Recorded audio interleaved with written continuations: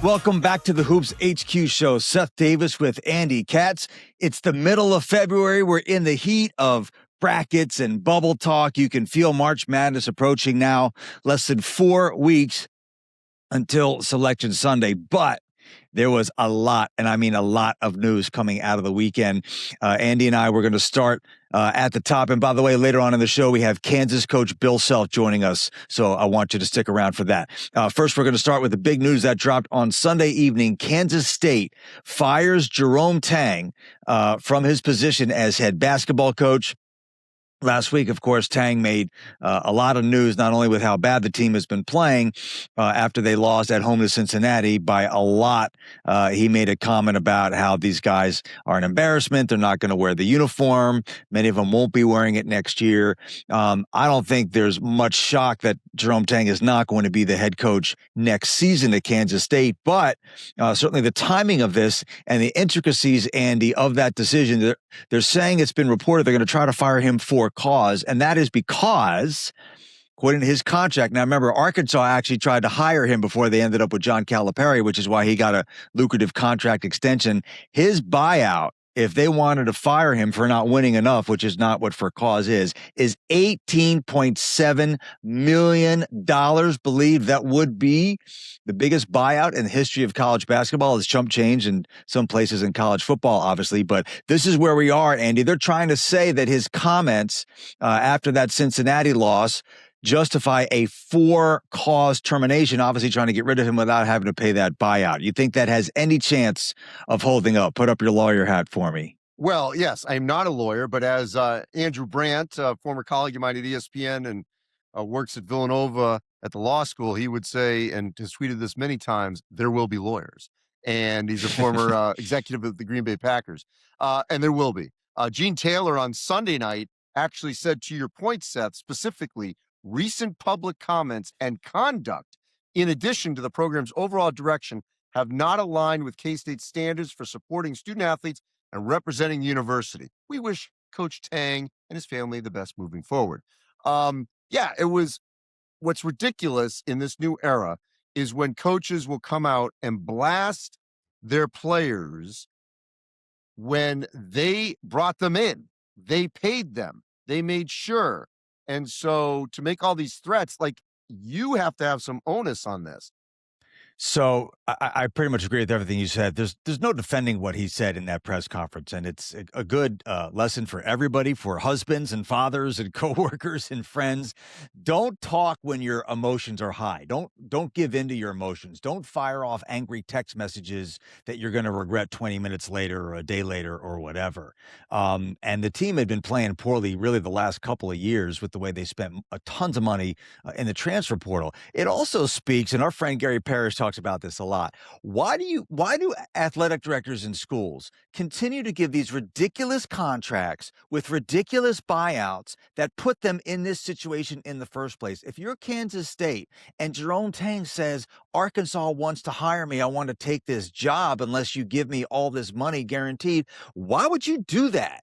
Let him go to Arkansas. There's plenty of people who want to coach at Kansas State who can win there. So it just happens time and time again. But the idea that press conference justifies any type of what any reasonable attorney would argue is cause. I mean, you're talking about, NCAA violations and truly objectionable behavior and breaching the phrase material breach of the agreement. So, God bless him for trying. I wish I was Tang's attorney because I would love a very small percentage of the buyout that he's going to get. Kansas State's going to have to find some way to pay him at least close to his money, or maybe pay it out over a long period of time. But it's sad. I like Jerome Tang. I think he's a good guy. I think he's a good coach. It just went the wrong way, and he made things worse. And maybe that's a lesson for folks moving forward, but certainly big time news coming out Sunday night. Okay. Earlier on Sunday, the Big East announced that Duncan Powell, the senior forward for Providence, who had I won't even call it a flagrant foul on Bryce Hopkins of St. John's. I call it literally an assault. I wrote my Hoop Thoughts column, Andy, that in another time or place, if Powell had done that to somebody who could be walking away in handcuffs, he was obviously given a flagrant 2, ejected from the game. It carries an automatic 1-game game suspension according to the rules of basketball when you throw a punch, and then the Big East went and gave him 2 extra games. You were right there reporting on everything going on for TNT at the time. What do you think? Did the Big East get it right? Was it enough of a punishment for Duncan Powell? Too much? What do you think? Well, I mean, first of all, it is a minimum. I think they had to at least give at least 2 plus the 1. So that's 3 more that takes them through to the final week of the regular season. I guess my point is now you're just talking about, right at the last week of the regular season and the Big East tournament, and they may only play 1 game. I guess I would not have been shocked at all if they said, you're done for the season. It was that egregious. So I actually kind of thought it would be more the 4 to 5 or shut them down, but at least this is the minimum that I thought they had to do. Totally agree. I probably would have opted for a couple of more games. It's as violent an act as I've seen. It was clearly premeditated. Duncan Powell didn't even play last season with Bryce Hopkins. The fans weren't at their best. Some of their local media have not been at their best on this. It's a freaking basketball game, and the anger that they have towards Bryce Hopkins. Did he sit out and take the NIL money and fake an injury and all that? The bottom line is they had just taken the lead in the game. They're playing for their season. Everybody knows that Kim English is trying to save his job. It was an incredibly reckless and irresponsible act. Jalen Sellers also got thrown out in that fracas, but then Jameer Jones, their freshman, later in the game shoved Zuby Ejiofor. Just a totally horrible look for Providence basketball. And at the end of the day, Kim English probably doesn't survive this situation. I'm not saying he would have if this didn't happen, but it obviously didn't help. Last thing, sorry to give everybody this dark news. We'll have better things to talk about with Bill Self and elsewhere in the show, but on Sunday, we learned that Richie Saunders, senior guard for BYU, done for the year with a torn ACL. He sustained the injury in the opening minute of their home win against Colorado. Colorado has really struggled this season, and without Richie Saunders, BYU needed to go to overtime at home to beat Colorado. First of all, we feel horrible for Saunders that his college career is ending in this fashion, but how big of a blow is this for BYU and their chances to make a deep run in the NCAA tournament? Massive. Obviously, AJ DeBonsa is one of the best players in the country, regardless of class. It's going to be a top 2 NBA pick. Rob Wright had 39 in that victory because Saunders was down. It's going to be hard to pick the Cougars to go very far in March Madness with this news. Really disappointing. Obviously, I feel for Richie Saunders because, had such a great career at BYU, and would have been nice to see him end it on a high with AJ DeBonsa and Rob Wright. Yeah, totally unfortunate. I had actually already dropped BYU off my top 25. They were still ranked last week. Next up, the head coach of the Kansas Jayhawks, Bill Self. Come on back. And we'd like to welcome Coach Bill Self to the Hoops HQ show with me and Andy Katz. Just for the record, it is Sunday early afternoon in Lawrence, Kansas, the day after the night before, which is Kansas losing at Iowa State. And we appreciate Bill coming on. He's going to be in a grouchy mood, so he's going to be a little more truthful than usual, which I really appreciate. Bill, certainly no shame in losing at Iowa State. We know how good they are. We know how hard it is to win in that building. And we know what you guys did to them when they came to your place. So how much of a concern do you have about your team big picture moving forward based on what happened on Saturday? Or do you feel like it was just a blip in the long journey of being in the Big 12? Well, first of all, I'm not in a freaking bad mood, but why the hell did you bring that up? But if you go back and look at the game, even though we stunk, the last 5 minutes of the first half and the first 3 of the second half, there's 32 minutes where, it's an even game. And of course, that's not how you do it. It's actually a 40-minute game. But they dominated us the last 5 of the first and the first 3 of the second. I think they made their first 6 threes of the second half, and Momcilovic got hot, and then we didn't close out the first half very well. So we've been playing pretty good up until yesterday, but I'm not pushing the panic button on one game in our league on the road, especially because it happens to most everybody, and our league is good, and we played a really good team yesterday. Yeah, certainly, especially this year, you could easily see the entire Final Four, if not two or three of the teams from the Big 12 being in the Final Four. All right, let's have the Darryn Peterson conversation. You've been addressing this a little bit more overtly in the last week or so. Let me just kind of give you my take from sitting from afar, and you can tell me where I'm right and where I'm wrong. First of all, let me just say, to me, this conversation has never been about the NBA draft. I think that's totally dumb. I keep saying outside of this kid having his leg amputated, he's going to be a top 3 pick, if not the number 1 pick. So to me, that's not worth addressing. I've been defending Darryn and you guys, especially Darryn, because when you're talking about a hamstring and cramping and soft tissue injuries, you want him to be perfectly 100% because you don't want him to re-injure it. If it's a Sweet 16 or Elite 8 game, maybe there's a different decision about pushing through. So I totally get that. I have to say, seeing him out in warmups before the start of a game at home against number 1 undefeated Arizona, and being sick, it did make me wonder, well, why wouldn't you at least try to play and then see how that goes? You can try to push through an illness. You're not going to injure yourself by doing that. And then when you line that up with all these other questions, it made me think, maybe there is something to it. Is he a little bit soft? Is he not pushed through enough? Is he not wanted bad enough? Give me your take on all of that. I think that you're 50% accurate. The hamstring, legit. The cramping, legit. To your point, you want him to be as right as possible because it's a long season. The NBA, you're right on point, hasn't been discussed. He was sick. And he practiced the day before as much as he could. He went through shoot around the day of, all right, and still felt like crap. Where we screwed up as a staff was allowing he didn't go out for warm-ups. He went out to see how he felt in the pre-warm-ups when we just do our stretching or whatnot. And people saw him do that. I wish we would have done that in the practice gym as opposed to publicly. But he didn't at that time. He went out there with the intention, I'm going to do it. Came back in when obviously he didn't feel well, head was pounding and all that stuff. And the doctor told me, Bill, no, he's not going to be able to go. That was after he came back in, prior to the team going out to warm up. So the story you got that you said, Seth, is true to a point, but it wasn't like he was warming up and then pulled himself out. No, it's like he tried to put himself in a position to see if he could go warm up. He was out there, but it just didn't respond very well, and he's been sick since. Now, that's not an excuse for the loss yesterday by any stretch. Well, actually, I want to ask that question. I know you're not making an excuse, and I know it's hard to win at Iowa State. They're a great defensive team. He scores 10 points, 3 for 10, sat the last 7 minutes. I mean, was that part of – is it fair to say that part of the lingering effects of being sick? Oh, I think when you don't practice for a long amount of time and you lose weight and you got the flu symptoms and all that stuff, it didn't feel well. He didn't feel well. When I say didn't feel well, was he 60%? Was he 70%? Maybe, I don't know.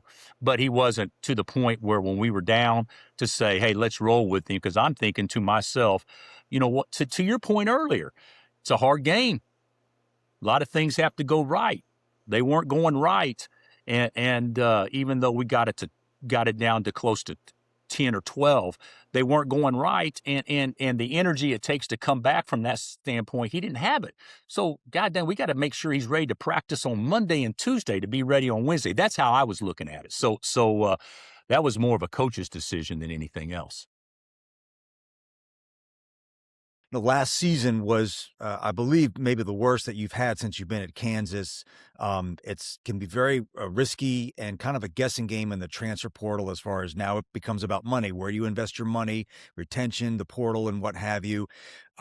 What did you learn from that experience last year that you've applied to the way that you've constructed and coached this roster? And what are you continuing to learn about that process, which is so different than it was even 2 or 3 years ago?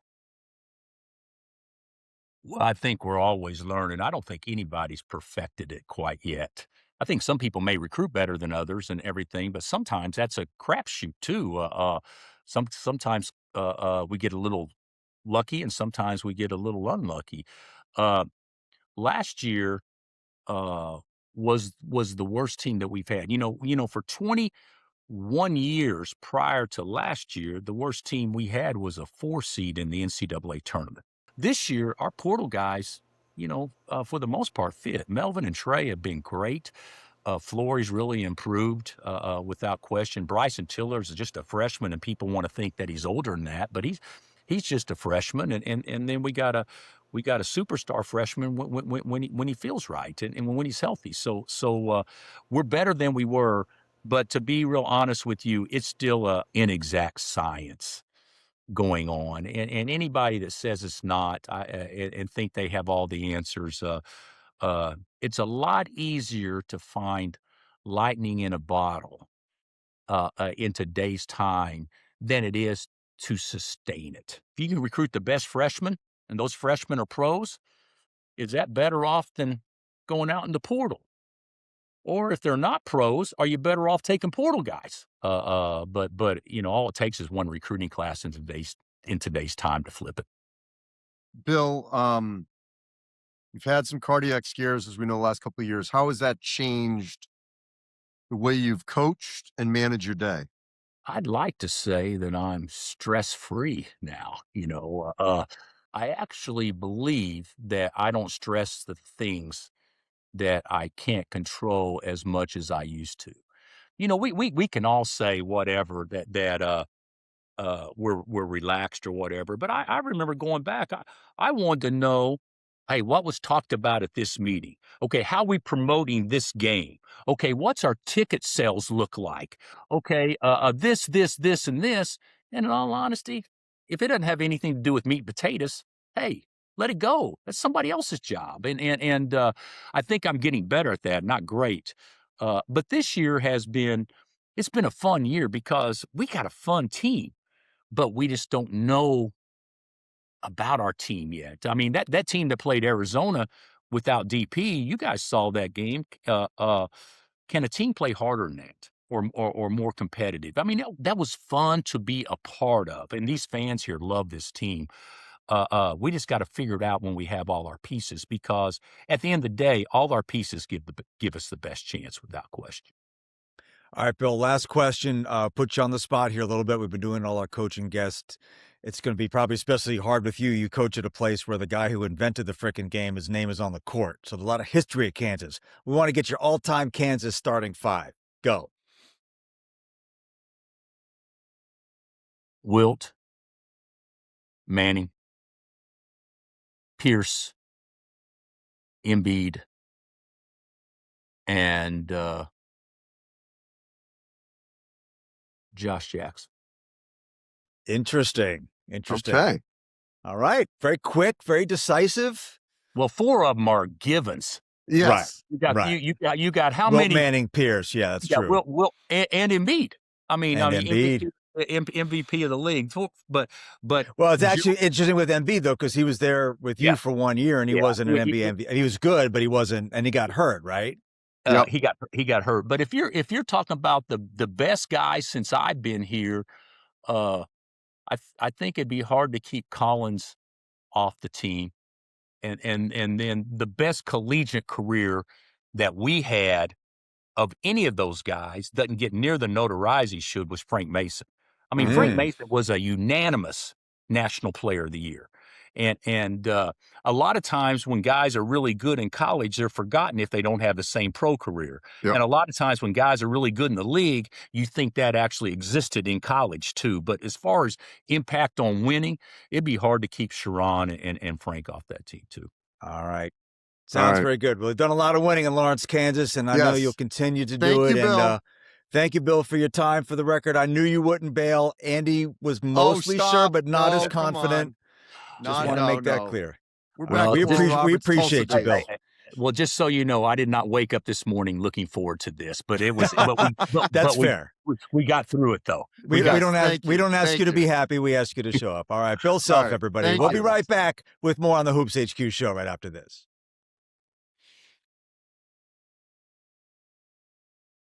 Welcome back, everybody. Thanks again to Bill Self for joining us. Andy, we're going to wrap things up with a couple of topics. First of all, Marquette coach Shaka Smart told our Turner colleague Jared Greenberg that he is, in fact, planning on using the transfer portal. He's gone 4 years now without using it. He did have some very good players on that first team at Marquette.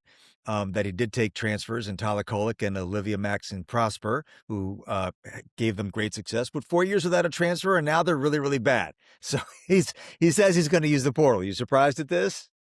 No, but I will say this. I've covered a number of their games this season, and they've got great young talent. I mean, Nigel James Jr. is a player that if he stays, and he's very committed to Shaka, I mean, he's an all Big East player and really could be a fantastic lead guard for them for years. And so now just go in, do it judiciously, add the right piece if you can retain, and they're going to be a tournament team next season. I really believe that because they've played like 30 plus really good minutes. They've just have ran out of gas. They've been a little overwhelmed in the last few minutes of a number of games that we've actually done. So not surprised. I don't think he'll go overboard, but yeah, you need a little help in today's climate. I have respect and admiration for Shaka Smart for sticking with it for as long as he has, really trying to invest in the guys that he has and developing not just them as players, but as people and their character. And you and I know the extent and how intentional he is about all that. But at the end of the day, you got to win. So it works until it doesn't. Finally, we're going to end on a happy note. I want to throw some flowers in honor of Valentine's Day. It happened on Valentine's Day to Alex Karaban, senior forward at UConn, who was part of his 116th career victory. And so that is more wins than any player in the history of UConn. Obviously includes back-to-back national championships. And the reason why I think it's worth noting, Andy, is because in this environment, when obviously players skip from school to school, very unusual to have a player who's even been at a school for all 4 years. But also in Alex Karaban's case, he did try to go to the NBA, was pretty close a couple of years ago. That was right when Dan Hurley almost went to the NBA with the Lakers.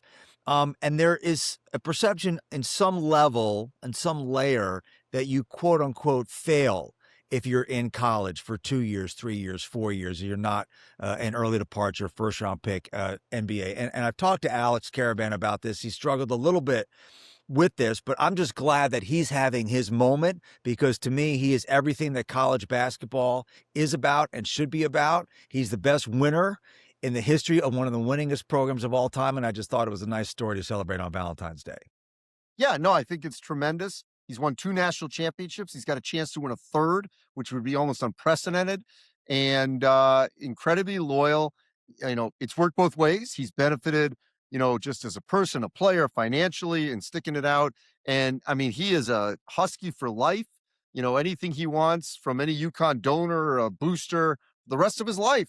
I mean, he is a made, you know, in a positive way, a made man in UConn, where he's good, and you know, it's great. And he loves it. And you know, and bottom line is, by the way, he's going to be in the NBA and he's a winner. He'll find a way to be on a roster. No question about it. Good. I hope you're right. Maybe he can teach his coach not to have such a potty mouth at his press conferences, but that's for topic for a different day. Andy, always great talking with you. We're going to be together later this week in Indianapolis as we go through the mock selection exercise. We're going to be covering that all over Hoops HQ. Everybody, please go to hoopshq.com. We cover everything in men's and women's college basketball, including the NBA draft, WNBA draft. Brad Wachtel is as good of a bracketologist as there is out there with his projected brackets, his bubble watch, and the like. So lots of great stuff happening down the stretch this season in college basketball. Thanks everybody for joining us. We'll see you next time on the Hoops HQ show.